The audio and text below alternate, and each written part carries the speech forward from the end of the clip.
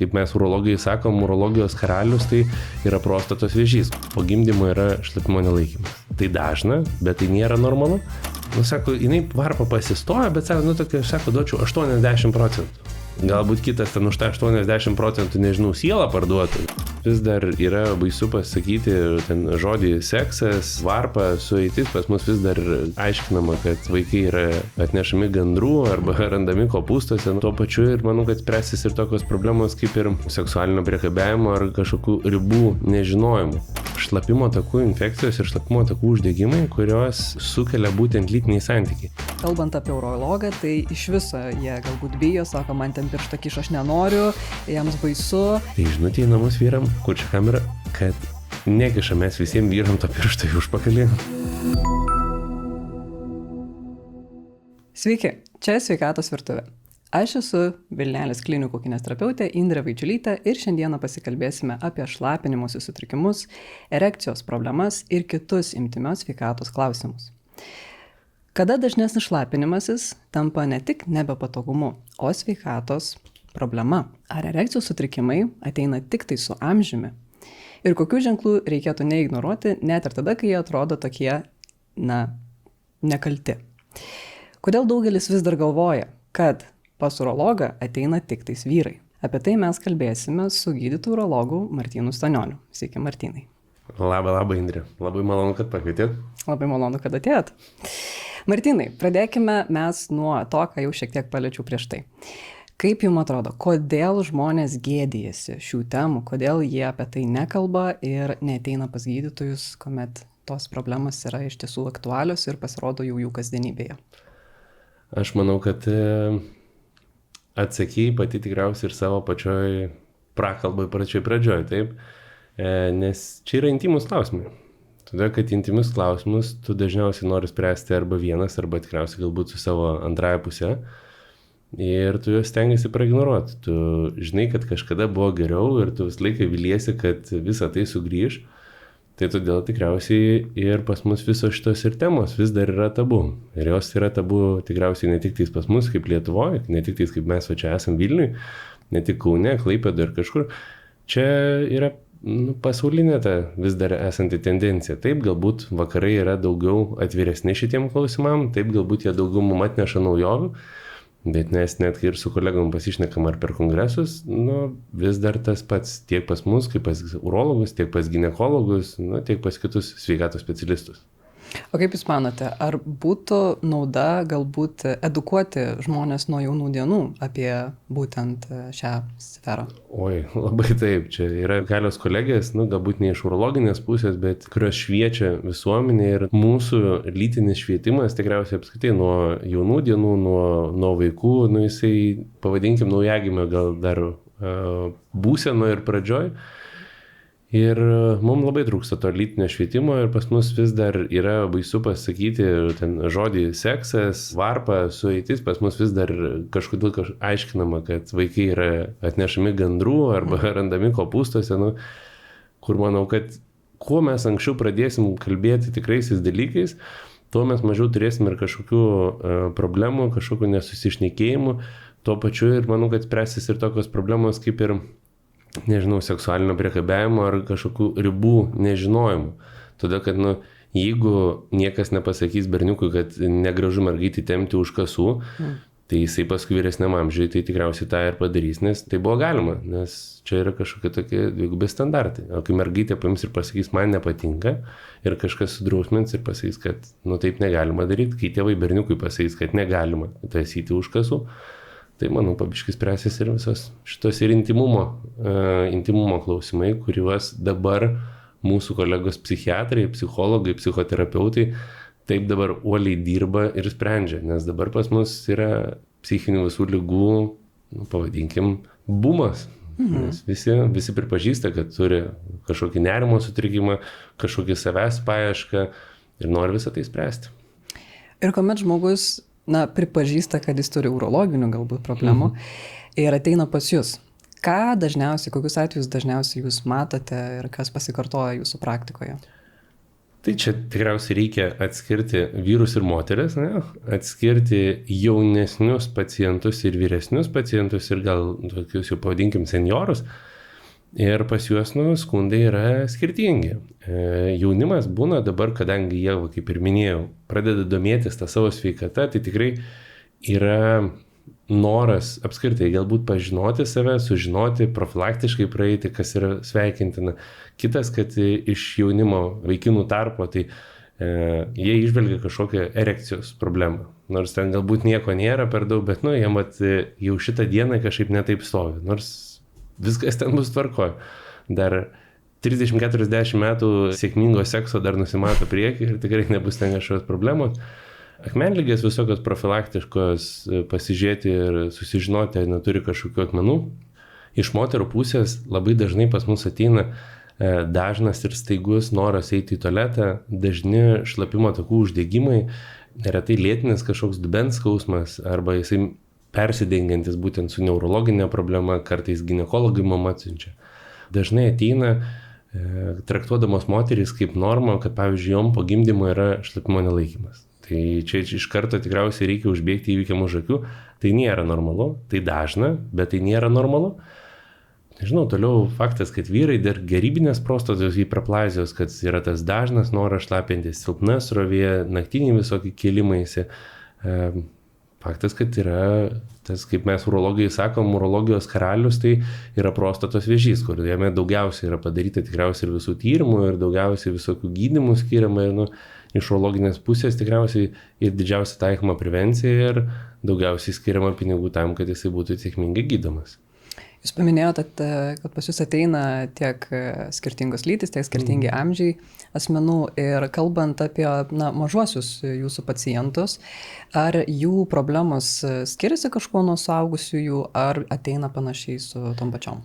Čia galbūt būtų tiksliau klausti vaikų urologų. Pas mus mes Lietuvoje tą urologijos rezidentūrą nedaug praeinam pas vaikus ir daugiau mes leidžiam jau vaikų urologams su šitais dalykais dirbti kartu su vaikų chirurgais.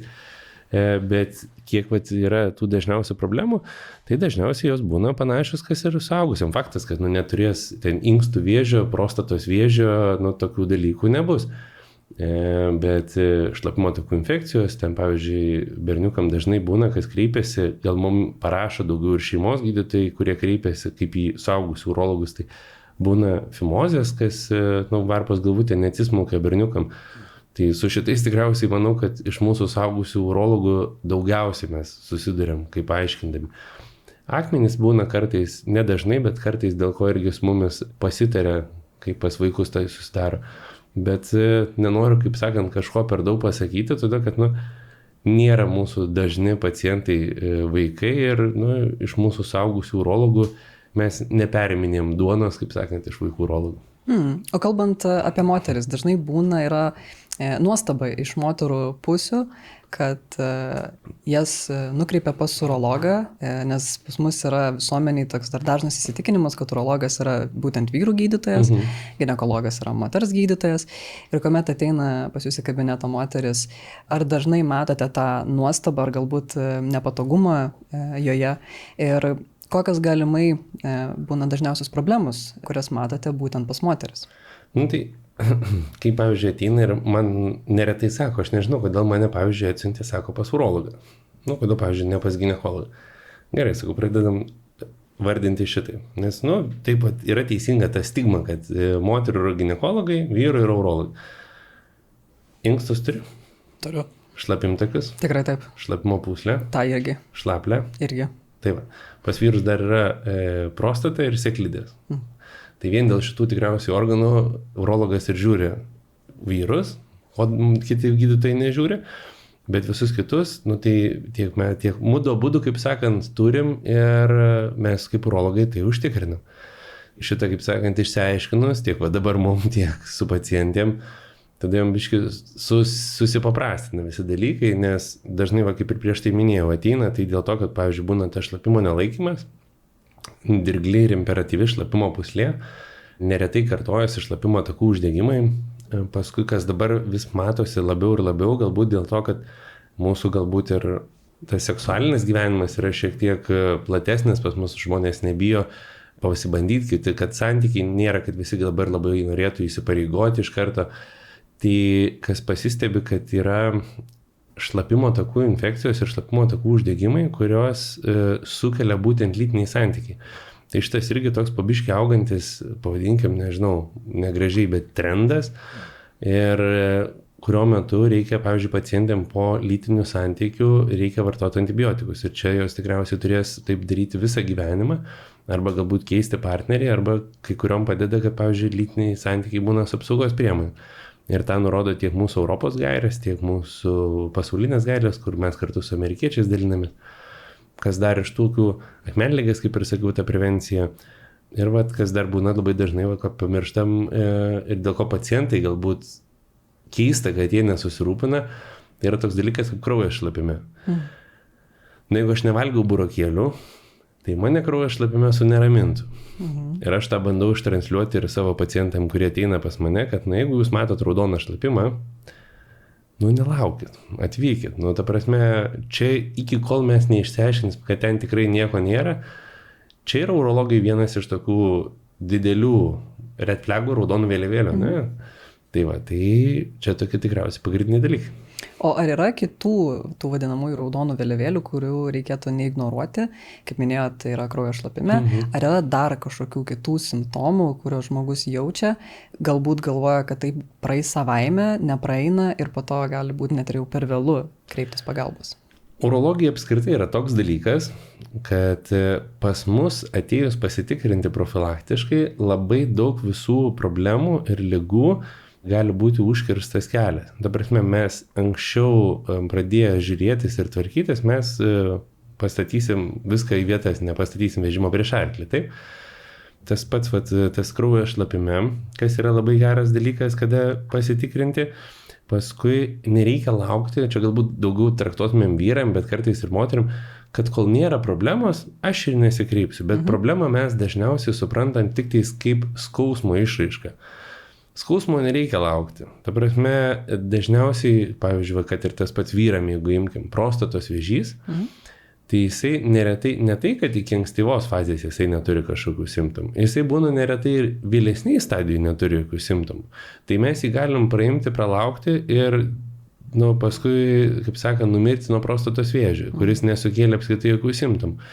Tada nepamiršti iš tokių, kad, kaip ir sakiau, su moterim šlapimo nelaikymu. Jeigu jums atrodo kažkiek tai gali būti, bet paskui viskas susitvarko, raumenynas pastiprėja ir viskas būna gerai. Bet jeigu tas yra pratekėjimas ir jisai nesusitvarko čia per kažkiek laiko, tai jau čia reikia spręsti šitą problemą. Paskui šlapimo srovės susilpnėjimas, kas irgi nėra gerai. Čia dažniau galbūt vyram dėl prostatos hiperplazijos. Akmenligė, kraujas, kaip ir sakiau prieš tai. Ir vyram, dėl ko ir pradėjom prieš tai galbūt tą intimumo klausimą, tai erekcijos pablogėjimas. Tai neretai apskritai tai yra nurašoma kaip amžėjimui. Tikriausiai tai, kaip sako, tai aš jau senas, aš savo pasą matau. Ne taip veikia dalykai. Ir visas šitas problemas turint, arba bent jau vieną, nereikia visų. Tai, atvykit, pasižiūrėsim, patikrinsim ir pasakysim, viskas yra tvarko ar netvarko. Čia kaip ateina pacientas pas mane ir jisai paklausia, ar mano varpa normali. Tai ateini ir jisai ateina tiesiog verifikacijos ir, kažko, kad būtų įrašėlis, kad varpa, viskas, ramu. Dar kas dabar smagu, kad dėl lytiškai plintančių ligų ateina pasitikrinti. Ir ateina pasitikrinti ne tik tais po nesaugų lytinių santykių, bet pasitikrinti profilaktiškai. Ir kas dabar ateina būtent iš vakarų, kur mes prieš tai sakėm, kad pradėdami naujus santykius, jie man abudu nori būti atsakingi ir pasidaro, pavyzdžiui, testą. Ir kad jie vienas prieš kitą galėtų turėti ir parodyti, pas mane nieko nėra, pas mane ir galim turėti lytinius santykius. Tai čia daugiau galbūt iš vakarų atėjusi ta praktika, kai yra tie vadinami visokie ten sekso vakarėliai ir kažkas tokio, kur nesvingeriavimas nebūtinai, bet ten, nežinau, kaip kinki vakarėliai kokie, kuriuose tu turi atsinešti būtent tą tokį diplomėlę, kad santykiai galimi. Tai šitas atsakingumas man patinkantis dalykas. Paminėjot, kad erekcijos problemas yra nurašomas amžėjimui, bet dažnai taip nėra. Tai Ką jūs matote jaunų žmonių tarpe, kurie ateina pas jumis ir galbūt sako, kad kažkas su jų dabartinė erekcija yra ne taip? Tai jo, tai erekcijos problemos, erekcijos sutrikimai, tai jinai pasireiškia nebūtinai tik tai šiandien vyresnio amžiaus klausimas. Yra tokia seksualinės medicinos draugijos taisyklė, kuri padarė ten Harvardo universitetas išskaičiavimus, vadinasi 40, 50, 60. Tai reiškia, 40 metų vyrų, 40% iš turinčių problemų, jie kreipiasi dėl to, kad tos pagalbos, tai 4 iš 10 vyrų. 50, tai 50%, 5 iš 10 naina, 60 metų vyrų, tai 60%, 6 iš 10. Tai jau va tą amžėjimą savo prideda. O jeigu šnekant apie jaunesnius, tai šnekam žemiau 40. Tai jie dabar ateina, bet kaip ir minėjau pačioj pradžioj, jie ateina, nes nori pasitikrinti, arba jie pasako labai tokią auksinę tokią frazę, nebėra taip. Sako, jinai varpa pasistoja, bet sako, duočiau 80%. Galbūt kitas ten už tą 80%, nežinau, sielą parduotų. Čia labai toks kaip skausmas, labai subjektyvus dalykas ir ta erekcija, kiek jinai yra tvirta.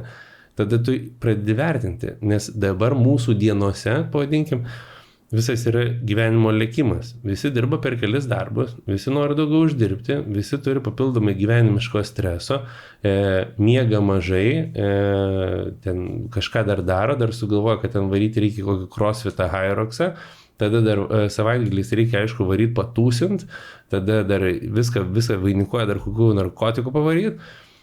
Tai mes iš tokios gyvenimo kokybės, nesitikėkim, kad ten ta erekcija bus stebuklas. Ir ta prasme, tas vaistas paskirtas, nebūtinai jisai paims ir padės. Galbūt tau reikia tiesiog paimti ir pailsėti, galbūt kažkurios gyvenimo prioritetus pasidėlioti.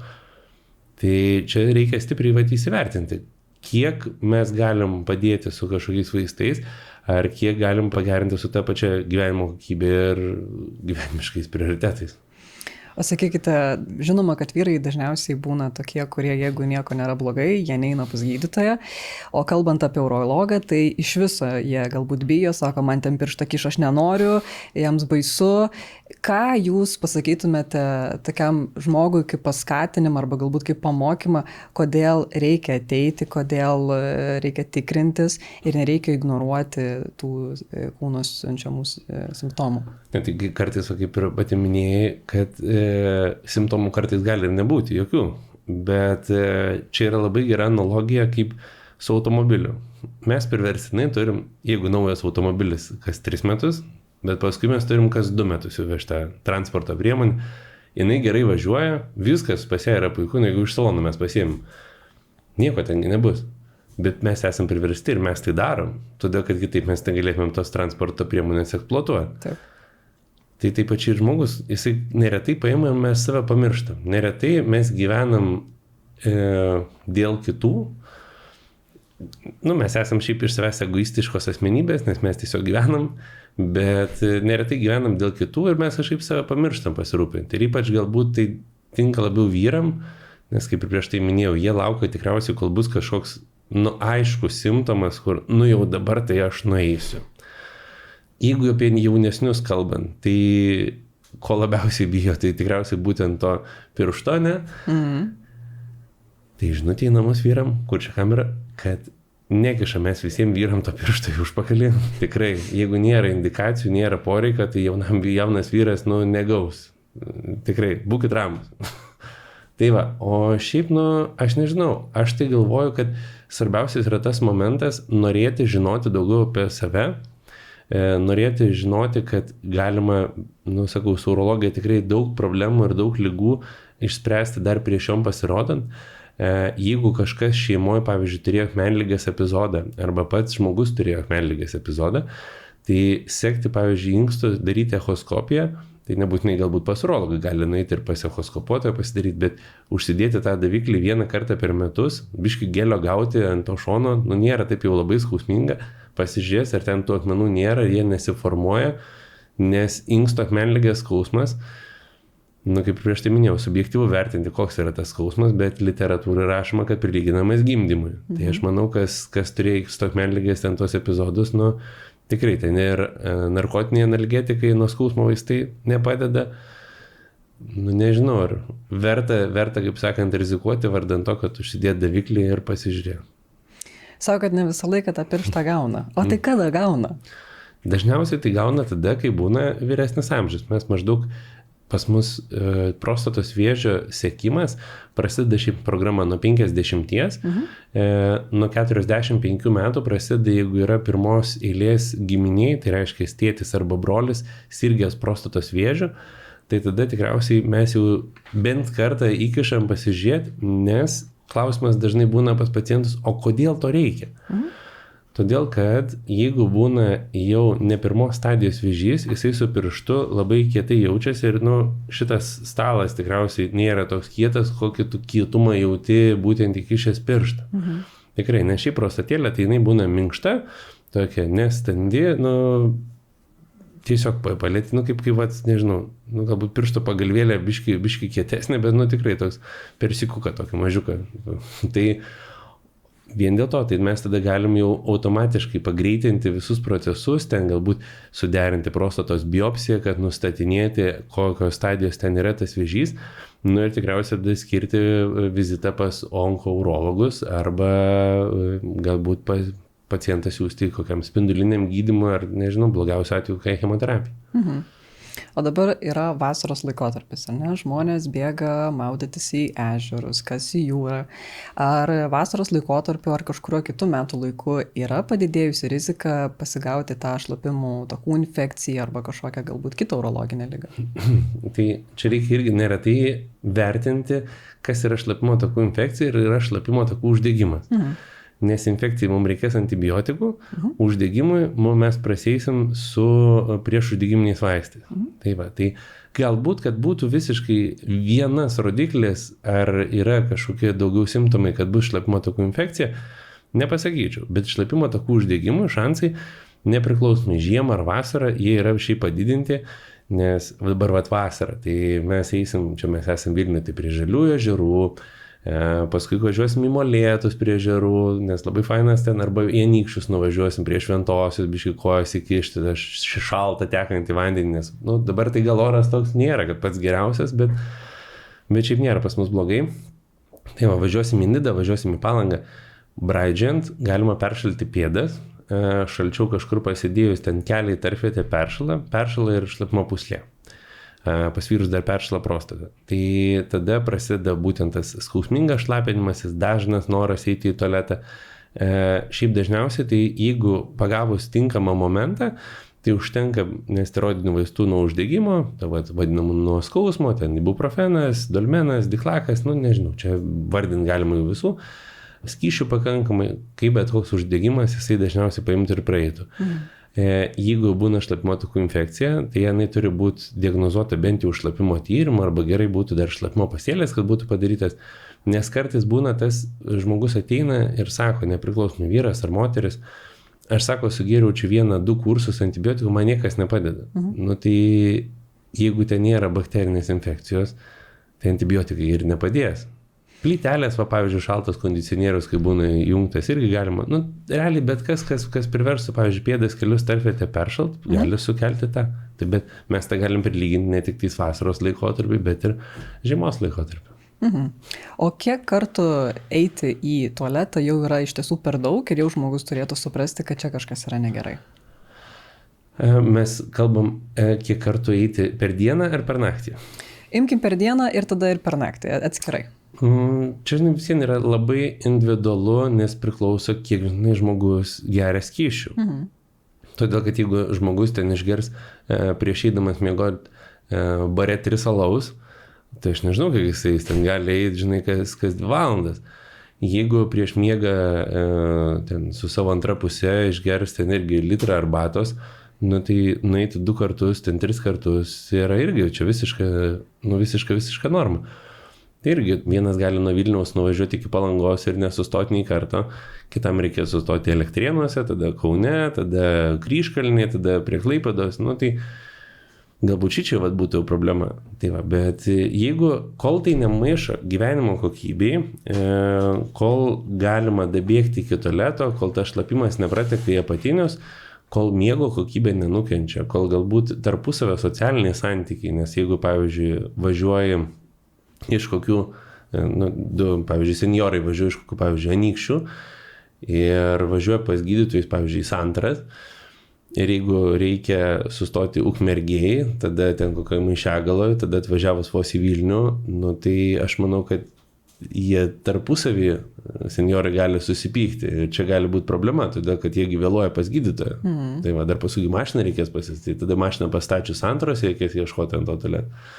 Tai tas vizitas, kurio tu laukai ten 2 metus, tai gali ir nuplaukti. O jeigu žmogus, pavyzdžiui, kaip minėjote, jeigu išgeria prieš naktį skysčių, tai gali eiti ten 3-4 kartus. Jeigu, pavyzdžiui, nieko valandą prieš tenais miegą negėrė, dar nuėjo, taip sakant, viską išsituštino, norėjo miegoti. Ir atsikelia ir atrodo, kad spiria į tualetą. Tai vad kiek kartų tas atsikelimas jau indikuotų, kad tikrai yra negerai, nors ir negėra jokių skysčių prieš. Mes rekomenduojam maždaug 2-3 valandas prieš einant miegoti nevartoti skysčių. Valandą biškai šiek tiek yra mažokai, todėl kad, kol prasifiltruoja, tai tas šlapimas turi nutekėti.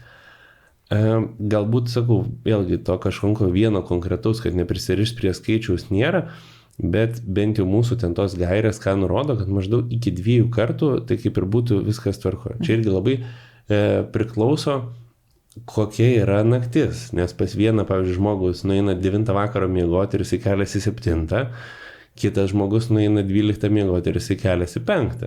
Tai tarp šitų 2 žmonių laiko skirtumas miego yra kiek 5 valandas.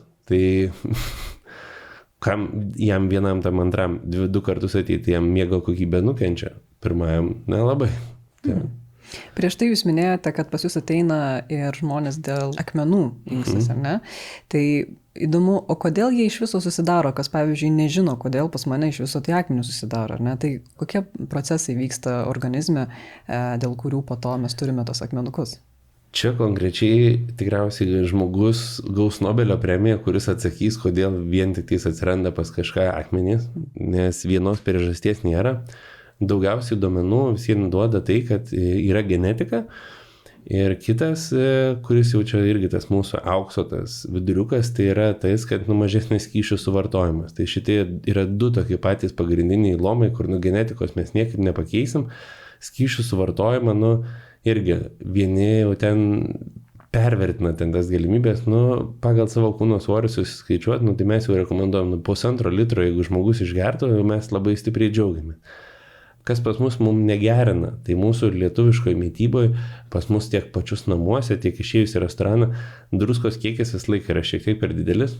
Tai jau šitą dalyką, jeigu būtų galima pariboti, tai jau yra gerai. Kas, pavyzdžiui, dar, jeigu žmogus išsišlapina arba, pavyzdžiui, jam išoperuoja ir paduoda ten tą akmenį, tai būtų vis laiką rekomenduojama išsitirti ten tą akmenį.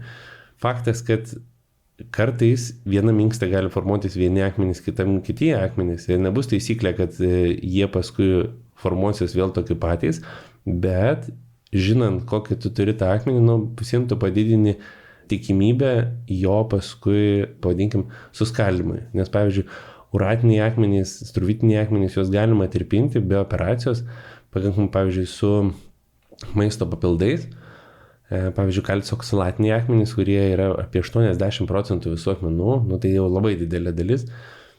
Jie arba juos jau mes stebim, tai tiesiog lankomės ar pas urologą, ar pas echoskopuotoją ir žiūrim, kad jisai auga ar neauga. Jeigu auga, tai virš 7 mm dėja apart operacinio gydymo arba skaldymo nieko nebus, jis jau ten, arba paliksim jį ten taip būti tam inkste, mažesnis tikėsimės, kad išsišlapins. Tai bet jau su jais mes nieko nepritirpinsim ir nieko dėl to nepadarysim, nes jie tiesiog yra per kieti.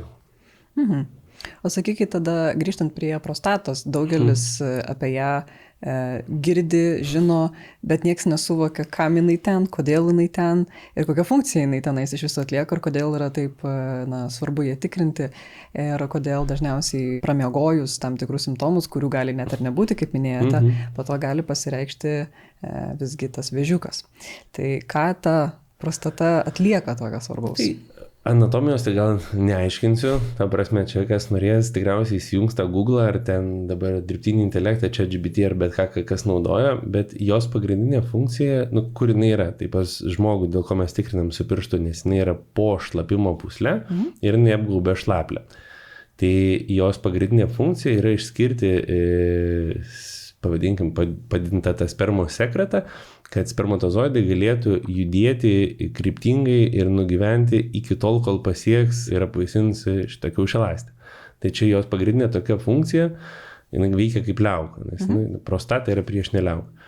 Tai va, dėl ko paskui prasideda tie simptomai yra, tai todėl, kad būtent, kadangi prostata gaubia šlaplę ir jinai didėja, jinai gali didėti į išorę tam tikrą kiekį, kol paskui kapsulė ją apriboja ir jinai nebegali plėstis į išorę, tada jinai plečiasi į vidų ir spaudžia būtent šlaplę, per kur bėga šlapimas.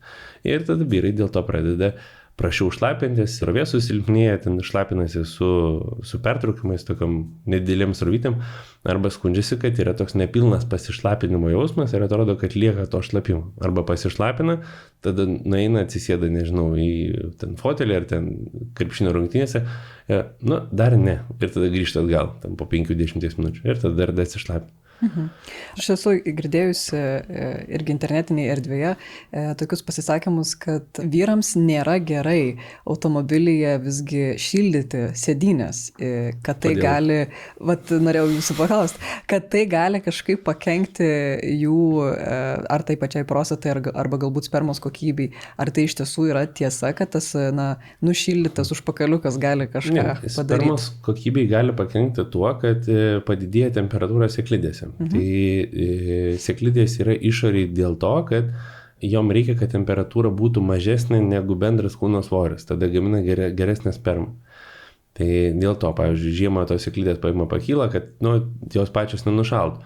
Vasarą irgi jos pasileidžia žemiau, todėl kad jos vėdintųsi kiek įmanoma labiau. Tai todėl atrodo kartais su tokiais nutysusiais kiaušiniais, tai ne, kad jie vaikšto.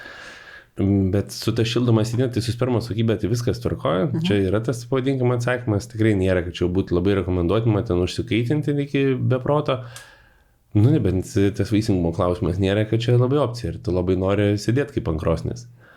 Dabar kas būtent dėl tos prostatos su ta šildoma sėdynė, tai galbūt čia yra didesnė rizika būtent to peršilimo, apie ką prieš tai minėjau. Tai jeigu tu labai stipriai, nes visiems šildom sėdynę dažniausiai šaltojų metų laiko. Taip, žiemą. Tai prisišildom tą sėdynę, tada viskas mūsų mažasis dubuo įšyla ir tada mes, pavyzdžiui, išeinam Elektrėnuose užsipilti kuro, važiuojam į Kauną su reikalais. Ir vėjukas paima ir prapučia. Ir prišildyta vieta, nėra pats geriausias dalykas iš karto paimti ir šaldyti. Ir tada prasideda uždegiminis atsakas. Ir tada prasideda arba, prostatito simptomatika, arba neretai jinai persidengia ir būna lėtinio dubens kažkokio skausmo įsisenėjimas, lėtinio tas dubens skausmo paūmėjimas. Ten būtent visos šitos srities. Ar puslės, pavyzdžiui, gali būti irgi uždegimas, nes nebūtinai tik tais prostatai. Prostatas tarpvietėj toks taškelis, kuris daugiausiai ten gauna tos trinties ir gauna to daugiausiai spaudimo, bet ne visą laiką ten viskas yra tik apie prostatą. Sakėt, kad irgi padidėjus temperatūrą gali spermatozoidam padaryti įtakos ir tam vaisingumui. Ir nedažnas lietuvis labai mėgsta pirtį, ar ne? Jie eina į pirtis, vieni būna trumpiau, kiti ilgiau.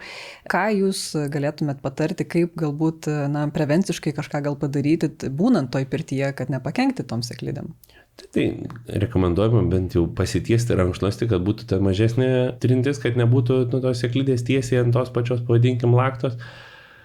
Nusiplauti, ten atsivėsinti pakankamai. Jeigu tu gerai įsikaitinai, tai pakankamai ir atsivėsinti, kad ta temperatūra sugrįžtų į ten tą normą. Ir jeigu yra klausimas to būtent paties to vaisingumo, nes jeigu ten žmogus turi 3-4 vaikus, tai jisai didesni šansai tikriausiai, kad ateis pasikonsultuoti dėl vazektomijos, nes norės užsukti jau tą kraniuką. Bet jeigu yra ten pirmas, ten koks vaikas ar dar neturi vaiko, tai tikriausiai reikėtų pagalvoti, ar ten kasdieną eiti, pavyzdžiui, ten tą pirtį, būtų sveika. Bet viskas yra tvarkoj, kas yra daroma su protu. Jeigu tu po pirties nestovi kaip ten didvyris ir nelauki ten, nežinau, kaip mūsų tėvukai, ten seneliai pasakoja, daug nori atsistoja, ir jie šnekasi, žvaigždutės pozai, čia viskas kabo, tipo dėdės kalbas. Tai tu jeigu nelauki, kol ten atviesi, arba, pavyzdžiui, šoki į akitę, viskas tvarkoja yra su tuo, ar ten Vinhofo metodu, kur į tą kubilą šaltą eiti, taip. Viskas su to yra tvarkoja, kol tai daroma protingai, daroma atsakingai, nedaroma bet kaip, nedaroma tikriausiai pagal Google ar ChatGPT rekomendacijas. Viskas yra liuks. Tai taip pačiai ir sakau, ir su pirtim. Tai jeigu žmogui tinka, žmogui patinka, jisai jaučiasi atsakingas. O šiaip blogiausia tai ką, jis spermogramą pasidarys ir žiūrės, kokia ta spermos kokybė. Na taip. O kalbant apie viršsvorį, tiek ir mano srityje, tiek ir daugeliu kitų specialistų srityje viršsvoris būna vienas didžiausių tokių indikatorių problemoms sveikatai. Okay. Tai kiek viršsvoris jūsų srityje turi įtakos? Daug. Ne, jeigu plačiau galima išsiplėsti. Erekcijos klausimam labai didelis dalykas, todėl kad apskritai varpos kraujagyslės yra 2 kartus plonesnės negu širdies kraujagyslės. Tai jeigu širdies kraujagyslių spindis yra 3-4 mm, varpos kraujagyslės yra nuo 1 iki 2 mm. Tai dvigubai.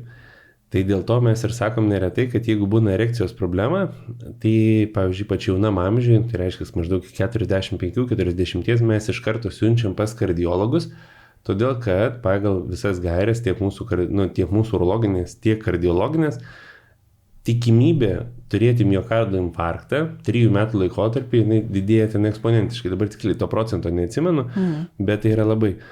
Tai reiškia, kad jeigu žmogus yra didesnio kūno, taip, nutukimas, tai pas jisai didėja visų tų kardiovaskulinių ligų rizika. Tai automatiškai ir erekcijos rizika, prarasti erekciją didėja. Tai reiškia, ir vėlgi širdies miokardo infarktą turėti irgi didėja.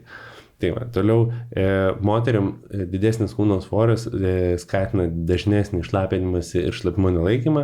Tai šitas irgi koreguojamas dalykas. Netinkama mityba su nutukimu, tai faktas, kad didina ir akmenligės tikimybę susidaryti. Tai va, šiaip, tas mityba, kas, jeigu visokio pusfabrikačiai, nesveikas maistas, tai bet kokiu atveju visi veikia kažkaip kancerogeniškai, ir didina bet kokio vėžio tikimybės atsiradimą. Tai nepriklausomai, manau, kad ar žarnyno, ar ten šlapimo pūslės, ar prostatos, ta prasme, aš manau, kad niekas iš jokių gydytojų nerekomenduoja turėti viršsvorį ir netinkamai maitintis. O kalbant apie vizualą, kaip, ypač kalbant apie vyrus dabar, kaip atrodo jų lytiniai organai, ar ne, daugelis galbūt galvoja, kad čia kažkas yra blogai, jeigu ten į kairę pasisukęs, ar ten kažkaip kažkas ten atrodo tarsi ne taip, ar ne? Taip. Tai kur yra visiška norma, o kur galbūt vizualiai pamačius kažkokį vaizdą lytiniuose organuose vyrai turėtų šiek tiek sunerimti, ateiti, pasitikrinti ir... Tai pirmiausias, tai jeigu iš tokių vizualių labiausiai norisi, tai žinutė į namus, antrosios pusės, čia mes kaip kažkada prieš tai čia minėjom, kad dažniausiai vyrai ateina todėl, kad jo žmona arba antroji pusė sako, tu nueik, nes jos dažniausiai rūpinasi savo sveikatą. Tai labiausiai tikriausiai pasijaučiantis dalykas, tai yra sėklidžių vėžys, sėklidžių dalykai, todėl kad lengviausia sėklidės apsičiuopti, tai yra duše, šiltoj patalpoj, pirty, ten, nežinau, džakuzį, kažkur kur norisi. Tai mes rekomenduojam tai padaryti bent 1 kartą per mėnesį ir pasižiūrėti, kaip tos sėklidės pačios jaučiasi. Tai jeigu sėklidė jaučiasi kažkoks sukietėjimas, kažkoks skausmingas darinys, padidėjimas, tai jau čia yra tikriausiai viena iš tokių skubiųjų vietų, kur reikėtų paimti ir vykti pas urologą, nes sėklidės vėžys gan greitai progresuoja, jisai greitai didėja, jo gydymas dažniausiai būna tik tais radikalus, tai reiškia, reikės pašalinti sėklidę, bet su viena sėklidė galima turėti puikų seksualinį gyvenimą, puikų lytinį gyvenimą, testosterono nebus ten minusas, vaikus galima bus turėti, tai bet šitą dalyką reikia susitvarkyti. Nebus nepraeis, ir ta sėklidė tik didėja. Jeigu būna sėklidės padidėjimas minkštas arba kažkaip kaip audinys, nežinau, kaip apelsinas, kažkas, bet jisai spaudžiasi, nėra kažkokio sukietėjimo, neretai būna sėklidės vandenė arba spermatocelė, tai irgi reikia mums nuo šitų dažniausiai atskirti tą sėklidės vėžį, nes tai vandenė sėklidės arba spermatocelė, ten sėklidės tokia cista būna vandeninė, tai jas galima sekti 1 kartą per metus maždaug su echoskopu ir būti ramiam. Tai bet dabar grįžus žinutę į namus, pasimti, pasitikrinti, ar ne, tai sėklidės vyram. Pas vyrus būna galbūt Peyrono liga, kuri jaučiasi, tai būna, kad varpa jinai lenkiasi į vieną šoną, į kitą šoną, bet pasidaro vos ne kaip kablys, jinai gali pasidaryti žemyn, aukštyn, įvairias pusės. Tai negali turėti, pavyzdžiui, tada lytinių santykių, tos erekcijos būna skausmingos, tai čia jau tik tai lieka operacinis gydymas, tai pas varpa tokia vadinamoji Peyrono plokštelė, toks sukietėjimas, per tą vietą tas linkis pasidaro ir linksta. Aiškios priežasties irgi nėra, susidaro irgi nepriklausomai, bet dažniausiai visiems vyresniam tokiam amžiui, 50 plus. Pasižiūrėti, ar varpos galvutė atsismaukia, tai ar apyvarpė viskas tvarkoja. Ant apyvarpės pasižiūrėti, ar nėra kažkokių darinių, kurie susidarytų, ar ta varpos galvutė normaliai atrodo. Ar pasaitėlis nėra trumpas, tas dalykėlis iš varpos apačios. Nes jeigu būna labai per trumpas ir, pavyzdžiui, intensyvesnės masturbacijos ar lytinių santykių metu, būna, kad nuplyšta, tai paskui atvažiuoja, čia tikriausiai iš urologinių traumų priėmime, ką daugiausiai esame matę, tai yra pasaitėlio nuplyšimas, todėl, kad nuplyšta daug kraujo. Jeigu iš tokių apčiupimų, tai tikriausiai, kad viskas, varpos visokios karputės, tai būna, jos atsiranda, tiek būna odos kažkoks pažeidimas, tiek dabar apie ką dažnai kalbama, tai yra ŽPV virusas. Tai dėl ŽPV, tai ne visą laiką mes einam ten ar operuoti, ar šalint, ar lazerių ten kažką daryti.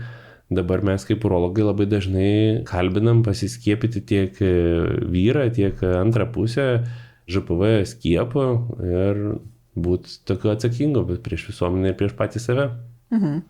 Būna vyrai dažnai labai yra susirūpinę savo testosterono kiekiu, ar ne?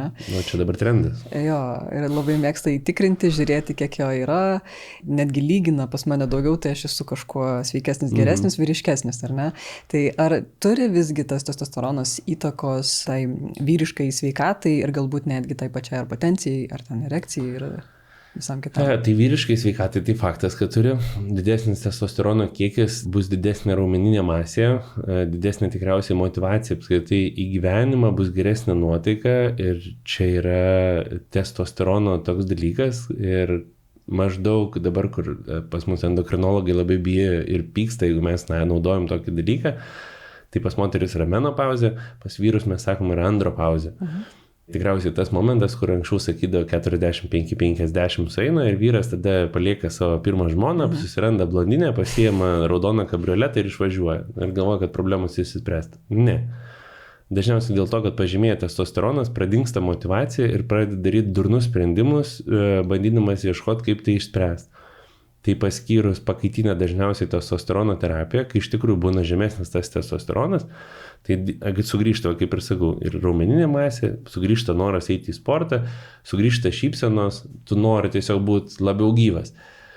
Tai kai tas testosteronas yra aukštesnis, bet irgi kas yra ten ta norma to testosterono, tai jeigu mes pasiremsim kultūrizmas.net, tai ten norma yra apie 100, kai normaliai per visas laboratorijas norma yra viršutinė riba gal 22-25, apatinė yra 8, dažniausiai pas vyrus vis vien randama apie 15, kažkas tokio, 17, kurie nenaudoja jokių pakaitinių testosteronų, tai normaliai jis irgi šiek tiek kyla, tai tiek sutinkama mityba, tiek sportuojant, tas sveikas gyvenimo būdas, priklausomai kada tas testosteronas buvo imtas, nes jisai turi būti imtas ryte, kai būna didžiausias jo ten tas pikas, ar jisai gali pagerinti erekciją. Yra tyrimai padaryti, kur žmogus turintis, pavyzdžiui, testosteroną 30, jisai skundžiasi erekcijos sutrikimais, o tas, kuris turi testosteroną 8, turi puikią erekciją. Tai vienareikšmiškų duomenų literatūroje nėra parašyta, kad jau testosteronas turės būtent įtaką į erekciją. Į libido ir norą, į tą tokį, pavadinkim, tą gaivališką norą dominuoti, kad domintų kita moteris, tai taip. Ir čia ypač labai daug pasistebi, kai visi kultūristai naudoja, tie aukštumose, kur sportuoja, tai pas juos noras labai dažnai yra, bet neretai ateina būtent su tuo skundu, kad kažkiek gali būti pablogėjusi ta pati erekcija. Noras kaip ir viskas tvarkoja, bet ne visą laiką pasiseka. O kokia pasekmė yra iš tiesų per didelio testosterono ir kuomet leidžiasi, pavyzdžiui, anabolinių steroidų žmonės, kurie nori dažniausiai, tai čia irgi mes paimkim, kurie yra profesionalūs sportininkai, tai jie naudoja testosteronus tam, kad jie pasiektų, čia jų yra profesinis kelias. Tai bet jie neretai būna, kad nesiskundžia, pavyzdžiui, nes didžiausi minusai iš to, tai būna tas visas erekcijos sutrikimai, tada visas hormoninės disbalansas, ką paskui endokrinologai turi smagiai daryti. Iš urologinės pusės dažniausiai būna, kad sėklidės būna, nežinau, nėra čia razinkų, tai būna razinkos, ne dydžio, mažytės tikrai tokios, jos susitraukia, nes sėklidės nebeatlieka savo funkcijos. Jom nereikia, kam jom dirbti, jeigu tu viską gauni iš išorės.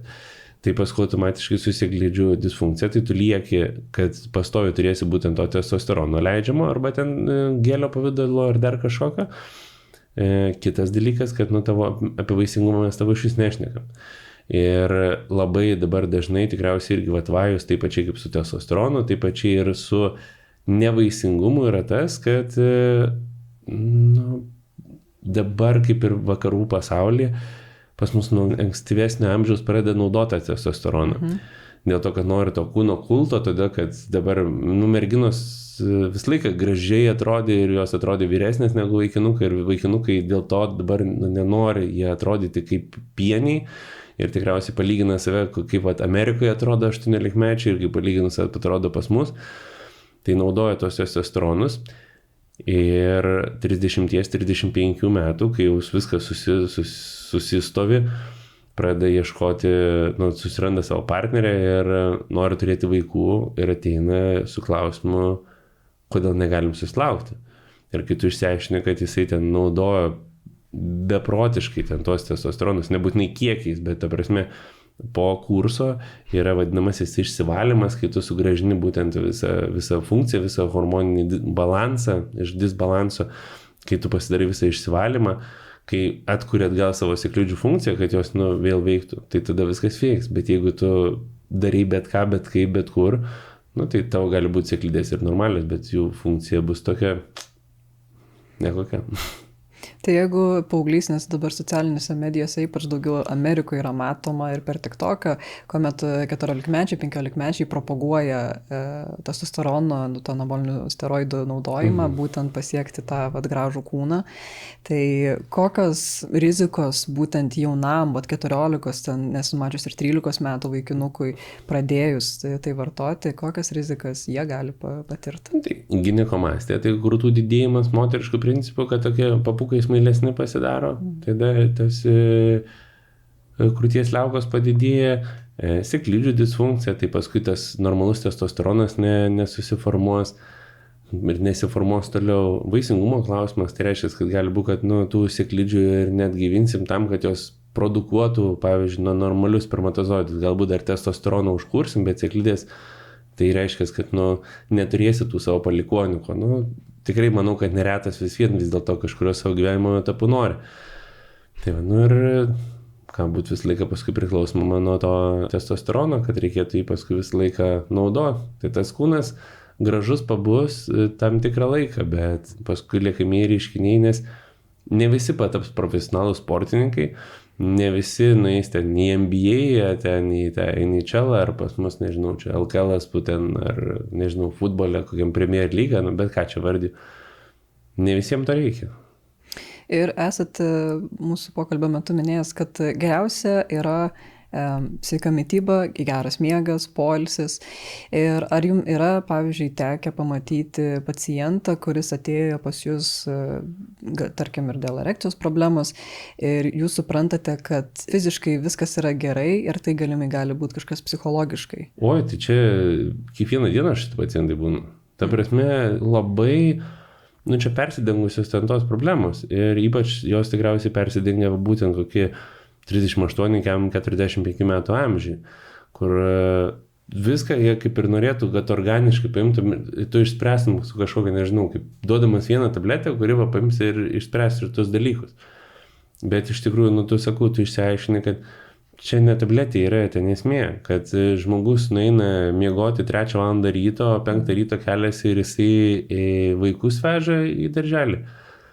Tai jam tai, kad jisai su Porsche važinėja, nieko nepadės. Tai, kad jisai ten turi čia namą Vilniuje ir namą ten ar ten butą Nidoje ir tada dar prie Molėtų kokią sodybą, tai, kad jisai, nežinau, darbo metu ten kokią liuką ar ten kokią tekylą geria, visą dieną ten rūko po pakelį po 2 per dieną, nežinau, valgo 2 kartus irgi per dieną, tai, jam bet koks tas sėkmingas verslas, nieko to neatstos, nes, čia tabletė jam neišspręs, jisai turi kažkaip pakoreguoti tą savo gyvenimo tempą, gyvenimo ritmą ir žiūrėti. Tikrai, čia šituo atveju tai visa problema. Ir čia tikrai nėra ne vienas, ne 2, ne tik tais pas mane, kaip pas urologą, pas kitus kolegas urologus, pas kitų specialybių gydytojus ateina, kurie, kaip ir prieš tai pačio pokalbio pradžioje, kada mes ten per vidurį šnekėjom, kad dabar mūsų gyvenimo tempas jau yra taip uždiktavęs, kad mes vis laiką esame nerimo. Mes net būnam, nieko atrodo negalvom, žiūrim, galim gulėti lovoje į tašką, atrodo mes esame ant tiek pavargę, užsimerkiam ir pas mus sakysia dar tas katiliukas, jisai dar kažką, viską, dar pikselius ten jisai dėlioja ir galvoja jau tikriausiai kitos dienos planus ar ten savaitės planus. Mes einam link vasaros ir mes galvom, dabar ateis vasara, mes dabar čia neturėsim jokių planų, galėsim ten ar ten nulėkti, nieko neplanuoti, basom kojom per žolę pavaikščiot, ateina dabar birželio mėnesis, mes visi pasižiūrim, kad visą vasaros planuoti. tą savaitgalį važiuojam su vienais, tą savaitgalį važiuojam į Trakus, čia po darbo važiuoju dar padelį pažaist, reikia tikriausiai paimti ir tiesiog pagyventi, pabūti momente, kaip ten yra sakoma, sustok kaip akimirka žavinga. Tikrai taip. Sako, kad piliulė nepadės. O yra, pavyzdžiui, maisto papildų piliulės, kurias jūs rekomenduotumėt savo pacientam, kurių galbūt jie negeria ir jiems trūksta tam tikrų medžiagų, kurios galėtų duoti benefitų kūnui? Na, aš manau, kad, sakau, pirmiausia, benefitai tai pradėti ne nuo kažkokio maisto papildų ar tų tablečių, o pirmiausia pradėti nuo to ritmo pasikeitimo ir rūpinimuose savim, nes pirmiausia, tik tais tu pats pradėjęs rūpintis savim, čia kaip ir su ta meilė, taip? Kaip gali mylėti kažką kitą, jeigu savęs pirmą nemylė. Tai taip pačiai čia, kol tu nesusirūpinsi savim, kol tu neteisi pasitikrinti, kol tu nežinosi visko kažkaip, kas apie save, kas tavyje vyksta, kol tu netkreipsi į savo kūno pokyčius, į savo funkcinius pokyčius tų simptomų, kol netvyksi galbūt ar pas urologą, ar pas bent jau šeimos gydytoją, kol kraujo tyrimų nepasidarysi, manau, kad nereikia kažko vartoti per daug, kol tu nežinai. Tai ar tai bus vienas maisto papildas ar vitaminas C, tai galbūt pasimti šitą apelsiną geriau ir su tuo būti ramiam. Tiesa. Tai sakykit, jeigu, pavyzdžiui, žmogus jau besiklausant suprato, kad, man tikriausiai reikia nueiti, ar ne? Tai kaip jam geriausiai būtų pasiruošti gal tiek fiziškai, tiek mentaliai pas jūs ateiti? Ką galbūt tiesiog, ar pasiruošti gal kažkokius atsakymus į klausimus, kuriuos jūs užduosite, kažkaip, tai kokius namų darbus reikėtų jam atlikti prieš jums? Jeigu pas urologą, vyrą ar moterį, nesvarbu. Imkim vyrą ir tada imkim moterį. Vyram tai visą laiką mes, urologai, tai tikrai paklausim klausimą, ar šeimoje kažkas sirgo prostatos ar sėklidžių vėžiu. Tai šitas yra toks tikriausiai dažniausias, kur, nežinau, tai šitą galima pasiklausti. O daugiau tai nežinau, pas moterį tai irgi su tuo šlapimo nelaikymu mes dažniausiai tikriausiai klausim, ar sulaikot ar nesulaikot šlapimą, ar dažnai einat į tualetą ar nedažnai. Kažkokio specifinio pasiruošimo tikrai nėra. Ateiti tikriausiai be streso, be jokio kažkokio nerimo. Vyram žinutė, kad, sakau, ne visi mes ten tą pirštą kišim į užpakalį ir dėl to irgi nėra, kad nerimauti. Jeigu žmogus pasako, kad tikrai, ne, aš atsisakau kategoriškai, viskas čia yra up to you ir tikrai nepriversim, tikrai nelenksim ten ant šono ir tipo, čia per prievartą. Ne, čia turi būti, kaip su lytiniais santykiais, turi būti abipusis sutarimas. Tai kažkokios žinutės tokios, kaip pasiruošti ateiti pas urologą, nėra. Pasiimti siuntimą arba užsiregistruoti čia į Vilnelės kliniką ar bet kas kitas klinikas pas urologą ir atvykti. Super, ačiū Jums labai už pokalbį tuomet. Ačiū Jums. Mieli klausytojai, jeigu Jūs beklausant pamatėt save, išgirdot istoriją kažkokią apie save, Nebijokit, ateikit, užsiregistruokit pas šį puikų specialistą ir pasitikrinkite. O jeigu žinote žmogų, kuriam praverstų šis epizodas ir galbūt jisai pamatytų save čionais, tai pasidalinkite juo. Ir nepamirškit prenumeruoti Sveikatos virtuvės tinklalaides. Iki pasimatymo.